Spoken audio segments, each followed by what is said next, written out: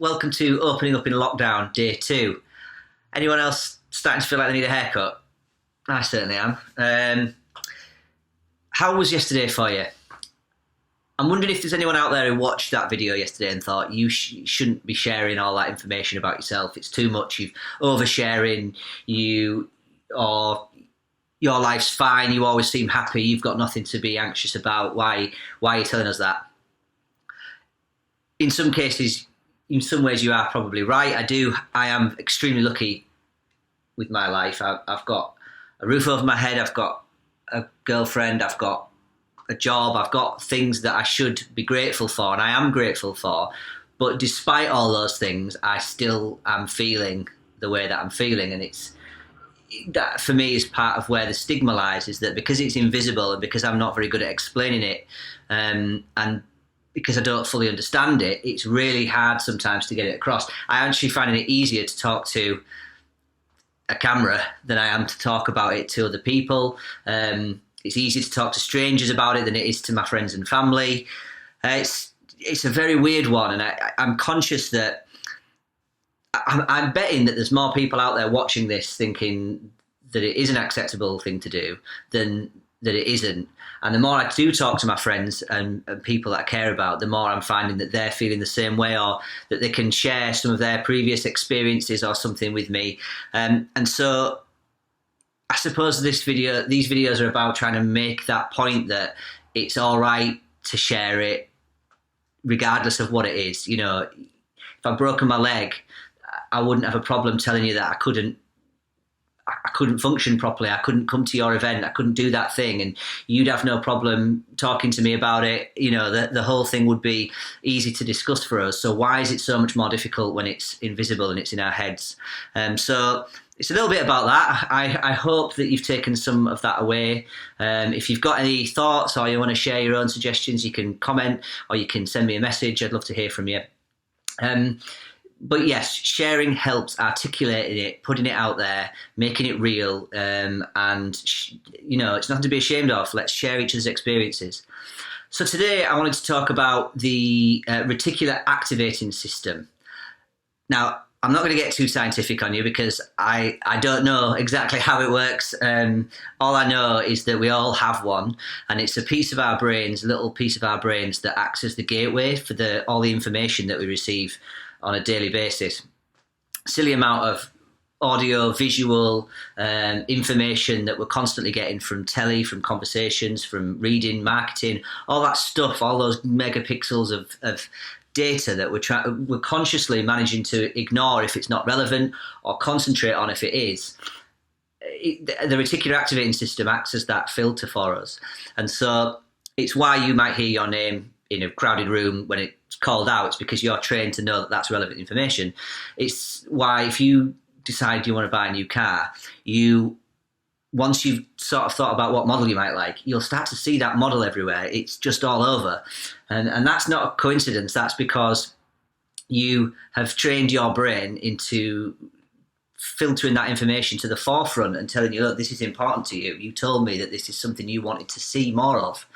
So we're going to talk about that a little bit, and I think it fits in nicely with the idea of articulating into the world what it is that we want, because there's a blessing and a curse with it. It can be tricked and it can be hacked, and the curse, I suppose, is the idea that we can look for reasons where we might fail or where we might have previously had difficulties or struggles. So if you've burnt dinner once, you think, I'm not going to cook a Sunday roast again. I can't cook a roast. So you don't try, you don't learn, you don't grow through that situation. Public speaking is one that often gets people, and it's got me before. You know, I now do it quite a little bit more in my small business, and I do it a little bit more at work, and I've spoken at a couple of friends' weddings. And, you know, that's quite an honour to be asked to do something like that, and it should be an enjoyable process, but actually it can be really nerve-wracking. Despite, for me, never remembering a time when I did something particularly bad publicly, you know, but I think it's not a coincidence that people get that, because it feeds directly into this inner chimp that we've all got. We've all got this inner ancient kind of process that happens, fight or flight mode, when we we get that panic, like I'm going to have to do something to get out of this. Run for the hills. Don't put yourself out there for that reason. And I think it feels primal and it feels ancient because it's probably it's evolutionary. We've come so far in such a short time. Probably between 10 and I don't know 100,000 years ago, we'll have been hunter gatherers who would have had to worry about where our next meal was coming from or if we'd have to fight off someone. Whereas now it's more subtle than that, but those feelings are still there. And so our reticular activating system can feed into that. If we have had a bad speech that's gone badly or something like that, we might think, I'm just not going to do that again. And so we need to be careful about tricking our reticular activating systems to point out reasons for us to fail and point out things for us to avoid. One way of doing that is called appreciative inquiry. So that would be trying to reframe problems with positives. And it's a hard thing to do. It's something that we're not wired up to do naturally. But instead of thinking, well, that went wrong, how can I fix it? What should I do to avoid that happening again? Instead, trying to look at it and point out the things that people did enjoy, those things that people did respond well to. What are the positive bits of feedback, and do more of them rather than having to steer clear of ever doing any of it ever again. So that's something that's helped me a little bit. And yeah, trying to tap into the blessing of the reticular activating system, which is that you can trick it by. It doesn't discriminate against what's good or what's harmful. You can tell it what you want. You can tell yourself what you want. It's the reason why you'll see athletes and maybe like performers and people like that will chant to themselves, you've got this, you're going to do this. You might see people with posters of winners, you might see people writing down what success looks like. And that's because you've articulated it. It's into the world. It's real. You've seen it, and so now, whatever it might be, you will start to see doors open. Things will happen. That book, The Secret, would have you believe that it's some ancient mystical sort of law of attraction that you tell the world what you want and it will deliver. It's not that. It's that the opportunities have been there. You're telling yourself. And you're setting yourself up to see those opportunities, to grab that thing that gets you 1% closer to where you need to be. So for me, despite the year I've had with my mental health, I've moved house. I'm doing up a house with my girlfriend. I've working full time. I've managed to compress my hours down so that I've got more time to start a new business. I've become a coach. I'm training myself, and believe me, this isn't me trying to brag about all the things I have done, because I'm nowhere near where I want to be right now. I'm getting there, but I have a long way to go still.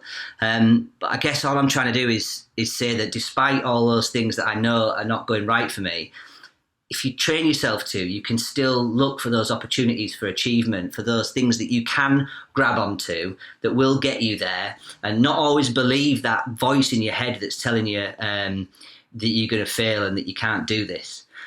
Because it's not always right, it's not always, you can't always believe it. It can be tricked, and you're not the sum of what you believe that you're worth. Sometimes, you're full of potential, and that potential is kind of wrapped up in all that baggage that we carry with us, and it's being carried by some ancient chimp who's kind of trying to protect us, and worry and anxiety can be functional and it can protect us from harm, but the reality is that and I know that some of it is not real and it's not right, and although it can feel all encompassing, because when you get those physical feelings that come along with those thoughts and emotions, that can feel true, it can feel real, and so we've got to try and fight against that by finding reasons to prove ourselves right. And when you do it, appreciative inquiry, that time went well. That was that time that my brain was wrong about me. That was that time when it got it all wrong, and actually I did succeed. And how can I review and take the best from those situations as I possibly can? So articulate it into the world. Tell yourself write down what it is that you really want, and then let your reticular activating system do some of the work for you. Let it kind of point out those things, and when they look for them, the more you look for them, the more they will be there. I'm going to give you one little task, and again, it might have been easier when we're not in lockdown, but it depends on your situation. If you're still going out into the world and shopping and all that sort of stuff, it might still work.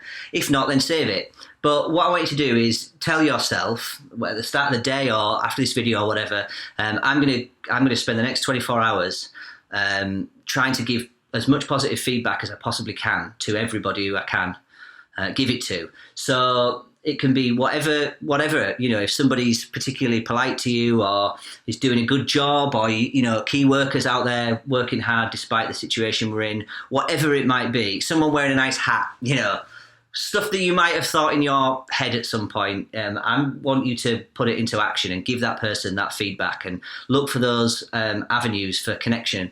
And I bet you that there's more of them than you would have normally seen. Now you're looking for them. Now your reticular activating system is prepped to look for those things. I'm betting there'll be more of them than you thought.